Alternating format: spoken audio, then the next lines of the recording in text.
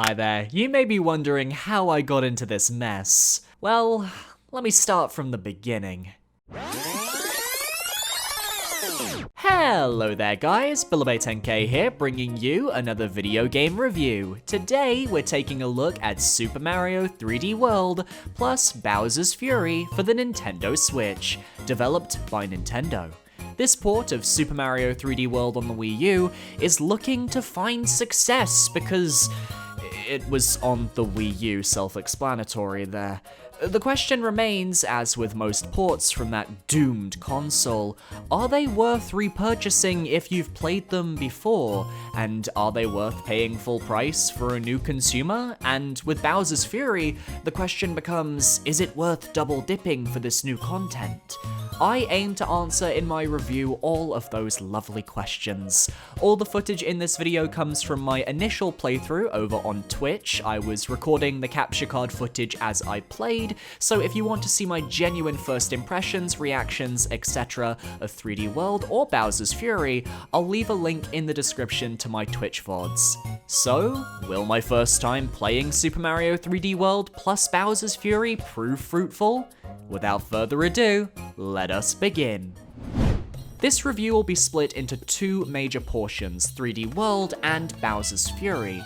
If you're interested in skipping the portion of 3D World and going to Bowser's Fury, click the timestamp on screen now. If not, let's get into it. Super Mario 3D World is often considered formula-wise to be the black sheep of the 3D Mario games, as it's the only title to fully encourage the use of 2D Mario staples, such as the flagpole, fixed camera angles, and timed levels. And back in 2013, this was contentious, as everybody was waiting for the next big 3D Mario game to drop, and little did they know, they'd be waiting until 2017 for that title to hit store shelves. However, now we have Odyssey in our possession, perhaps 3D World can have a new lease on life, as it is no longer having to meet those intense expectations the fanbase had for it. It can simply be the game it was meant to be, and it is a well-designed action platformer that showcases the Mario team's ability to design levels. Each stage tends to touch upon a different gimmick. You learn about a course's mechanic in a safe or low-stress environment before the difficulty ramps up and you're tasked with handling trickier situations. It's a prime example of solid level design and difficulty progression, as you're never chucked into situations that you can't handle, but the game doesn't treat you like a child either. There is always a solution to a tough portion of a level. You can keep power-ups in reserve in case you need an extra boost of health or an ability to clear out some enemies. 3D World was considered easy in that sense, and the early game certainly has some very simple levels to ease you in, but trust me, 3D World doesn't pull punches the further into the game you get. The last two main story worlds, as well as all of the post-game content, pulls zero punches. You will die a lot. But that challenge is what people have wanted for years. They just didn't realize it already existed because people skipped this game when it came out. 3D World has 4 playable characters, Mario, Luigi, Peach, and Toad, with a 5th unlockable character after beating the 2nd course in the post-game. Each character has a different playstyle, some easier, some harder, but no doubt there is a character for every type of player. You can go as trusty old Mario, who is the basic default character in terms of abilities. You know what you're getting with him. Luigi can jump higher, but also is a little slippier in terms of his movement. Peach is the slowest of the cast, but has the ability to float in midair for a short period of time, while Toad is the fastest, quick to dash, the speedrun character of the game, but his jump is pitiful. It's basically Super Mario Bros. 2 all over again, and you just have to pick which character you feel works best for you. Each course in the game contains a set of collectibles you need to progress, 3 green stars, 1 stamp, and the golden flagpole, which you can obtain by hitting the top of the goalpost at the end of the course. The green stars are your main collectible. They are often placed throughout the level to force you to explore. You will need to use your abilities to find some of them. Sometimes they are past a platforming puzzle. You might need to collect 8 green coins to spawn one. Sometimes they're just hidden up a wall you can climb with your catsuit. Whatever the case, they need to be collected, as roadblocks will periodically appear on the world map that will ask for a specific number of green stars to let you progress. Stamps are also collectibles, but you don't need them to complete the main game. However, you should be collecting all of them anyway, because in order to access the final special world of the game, you must collect every green star, every stamp, and every golden flagpole. You can check the world info screen to see what levels contain stamps, stars, etc., and after reaching the final world, you can even see which characters you have beaten courses with. For 100% completion and to unlock a playable character's final stamp, you need to beat every course in the game with that specific character. Yes, that means 5 playthroughs. I beat every course with Luigi, so I unlocked Luigi's stamp. It's a lot, but you only need to collect a level's collectibles with a single character, meaning you can speedrun through levels on subsequent runs with the other 4 playthroughs. And to help you out, if you collect a stamp or a green star and you happen to die, that collectible will stay collected until you finish the course. So you can actually suicide dive for certain green stars, and I took full advantage of that mechanic as the game's difficulty ramped up.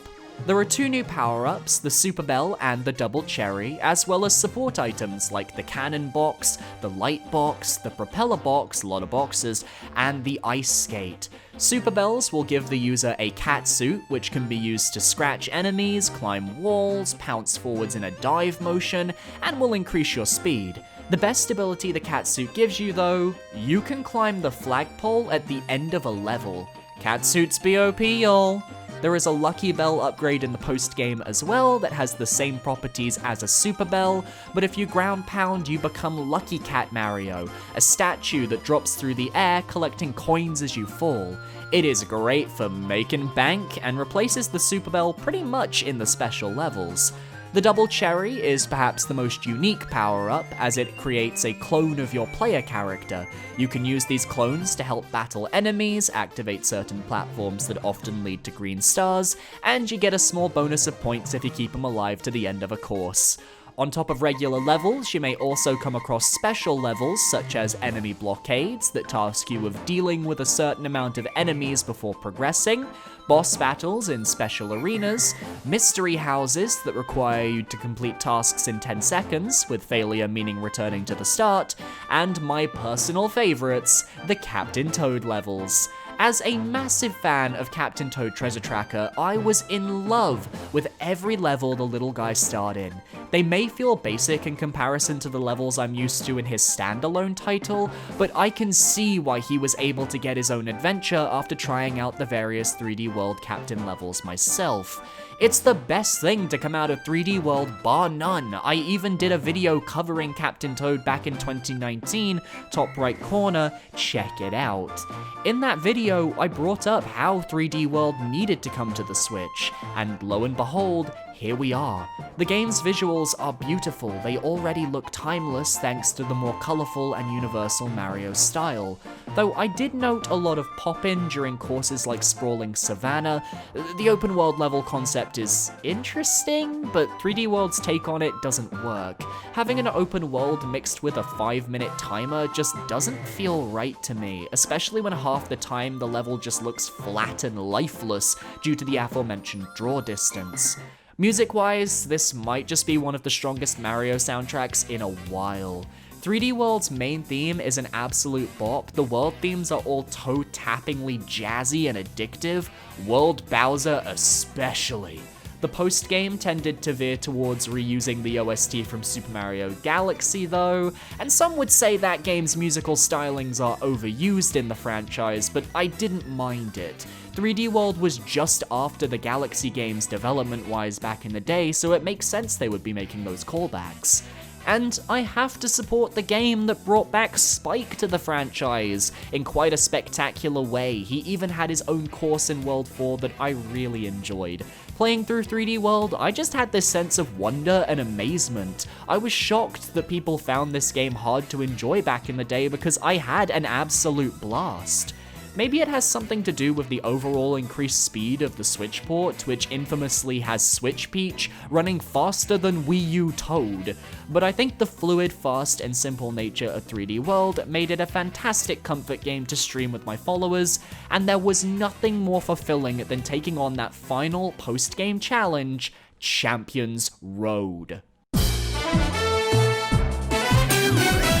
To even unlock Champions Road, you need to beat everything else the game has to offer, so that tells you I was enjoying the game up to that point to even get there, and Champions Road was everything I wanted and more. It's not too long, not too short, you're forced to master the mechanics of your chosen character, in my case Luigi, to take home the victory.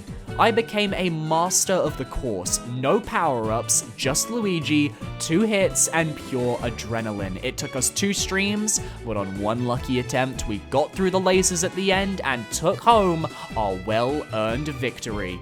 It was very rare that I found myself dissatisfied with 3D World's main campaign. Aside from the ludicrous World Crown Mystery House that caused me to rage quit my stream from sheer frustration, or World Castle ramping up the difficulty with some pretty tough lava-based levels that left me a little exhausted, I can't find a fault in 3D World as a game. The main game doesn't add any extra content beyond colored stamps for the in-game photo mode, and the gameplay changes that make it more accessible, such as the speed and small things like being able to ground pound into pipes. So if 3D World was the only offering here, I would say don't double dip. However, 3D World is not all this title has to offer, because of course, we need to discuss Bowser's Fury. This entirely new game mode has been developed from the ground up for the Switch version of 3D World and can be accessed from the startup menu. It is an entirely separate portion of the game, and you do not need to have played 3D World to start it. With full camera control and an open world vibe, it's more like a tech demo packaged in with the 3D World game. Bowser's Fury has a very simple setup story-wise, with Mario being brought to Lake Lapcat by Bowser Jr. with the intention of helping calm Bowser's intense rage. You do this by collecting the various cat shines hidden across Lapcat's aisles with the help of Bowser Jr. and Best Boy Plessy. There are 100 cat shines in total to collect, and Bowser's Fury roughly took me between 3 to 4 hours to complete 100%. It's not a long experience, more bite-sized, and a nice addition to the 3D World package, but Bowser's Fury does play around with mechanics and concepts we haven't really seen in 3D Mario before. You have access to 3 small islands at the start of the mode, and initially my first impressions were that I'd complete the main quest on an island, find the extra hidden shines, and move on to the next island. So, color me surprised when I beat the first island challenge to get the first cat shine, went over to another island to do that mission, only to come back to the first island and see it had changed completely. New enemies and obstacles had spawned in while I was away. Seamlessly, with no loading screens, no warning, the world decided to just change around me. That was when I realized the beauty behind the concept of Bowser's Fury. Everything takes place in an open world, and there are 0 loading screens to speak of, yet the islands and levels are able to change and morph themselves as you explore. Unlike Mario 64, where you'd have to leave a level and rejoin it, selecting a different mission to spawn the next star, or Mario Odyssey, where you have to have every moon available from the start barring story missions, Bowser's Fury finds a perfect balance, and I could see 3D Mario adopting this seamless world transition for future games. It made exploring Lake Lapcat extremely enjoyable, because I genuinely never knew what was going to happen next. Now, each of the main islands is home to a lighthouse, which can be powered by 5 cat shines found on the island. There are also some hidden cat shines around the lake that aren't attributed to any islands or lighthouses, but your goal is to collect as many shines as possible to awaken the Gigabell. Because as we all know, Bowser is very angry, and he is ready to tear this place apart when he spawns in. Bowser's Fury works on a timer-based system. You will have a fair amount of time to explore while everything is nice and sunny, but the moment the rain starts to pick up, the music starts to get ominous, that is your hint that Bowser is ready to awaken. When Bowser wakes up, the terrain will change. Some shines can only be accessed during Bowser's rampages, as platforms may only spawn in those instances, or you might need to use Bowser to break specific blockades leading to cat shines. The ambiance and the atmosphere during these moments is incredible. I've never seen Bowser as the threatening type before, but combining the stormy weather, the rocking music, Bowser's genuinely terrifying appearance, and the sheer fear that he actually brings with him, it was fantastic. It's worth noting, if you have a Bowser amiibo, you can actually summon Fury Bowser at any time by pressing left on the D-pad and scanning the amiibo in, which can be great for when you need to summon Bowser to break Fury blocks, as collecting a cat shine while Bowser is in Fury mode will return the world to normal. Now, if you unlock the Giga Bell, you can engage in boss battles with Bowser, and these fights are intense. Just like in regular Mario, if you take damage, you will lose the Giga Bell power-up. But Bowser is beatable without being Giga Cat Mario, as long as you learn his moveset. His battles get steadily tougher as the game progresses, with Bowser gaining more moves and ultimately being a genuine threat. The kaiju-like battles across the world map you were moments before exploring felt epic in scale, and it's like nothing we've seen in Mario before. Every time you're able to deplete Bowser's health bar, you will unlock another portion of Lake Lapcat, but be warned, the more shines you collect, the more powerful Bowser will become, and after a certain point, his Fury mode will be permanent until you beat him for the final time. After the ending, you'll be able to reload your save and have access to a whole host of new Cat Shine challenges you couldn't access initially. So if you're going to 100% complete Bowser's Fury, do not worry about finishing off Bowser early, it's honestly recommended. That being said, for all the praise I'm throwing at Bowser's Fury, I do have some complaints. My main issue is that this part of the game pushes the Switch to its limits, and it's noticeable. The resolution goes from the 1080p of 3D World to 720p, and while I'm normally not sensitive to quality differences myself, it was incredibly hard to miss. During normal gameplay, the game didn't feel terribly laggy or anything, but when Bowser comes out and he's attacking and there's a lot of moving parts on screen, it felt like the frame rate and the game itself would struggle to keep up at times. It made certain portions of the game feel tougher than they might have been, had the game been smoothed out quality-wise.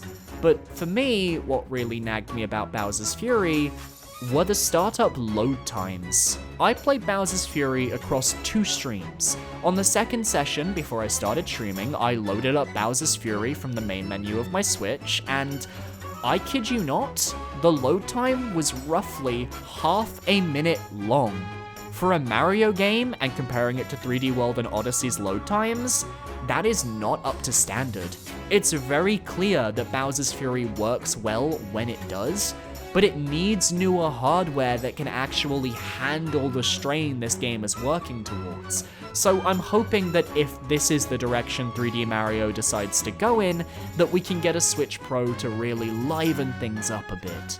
Overall, though, it's an incredibly well thought out package that I would recommend people play. But if you've 100%ed 3D World on the Wii U and you're just looking for Bowser's Fury, it's not worth a $60 double dip. Perhaps wait for a sale. If you've never played 3D World before though, this is a perfect deal. You are getting your money's worth. Go for it. I do not regret purchasing this title one bit. And with that, I give Super Mario 3D World plus Bowser's Fury a 9 out of 10, plus Bowser Jr.'s Persona. Super Mario 3D World plus Bowser's Fury is obviously available at any video game store that sells Nintendo products. It's a mainline Nintendo game, but on the eShop you can purchase it for £49.99, €59.99, and $59.99. As I said, if you're just wanting to play Bowser's Fury, it's probably not worth full price, but if you've never played 3D World, it's a great deal.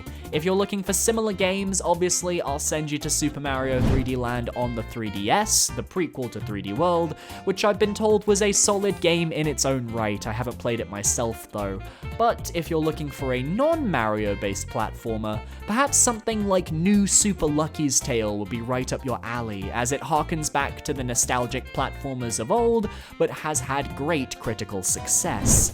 Thank you for watching, guys. If you enjoyed, be sure to leave a like, comment, and subscribe. Don't forget to check out my previous videos. My last review was on Cyber Shadow, the newest game published by Yacht Club Games, or you can check out my first impressions of the Project Triangle strategy demo. It's like Game of Thrones, I'm not even kidding. Have a good day, everybody, and I will see you next time. Goodbye.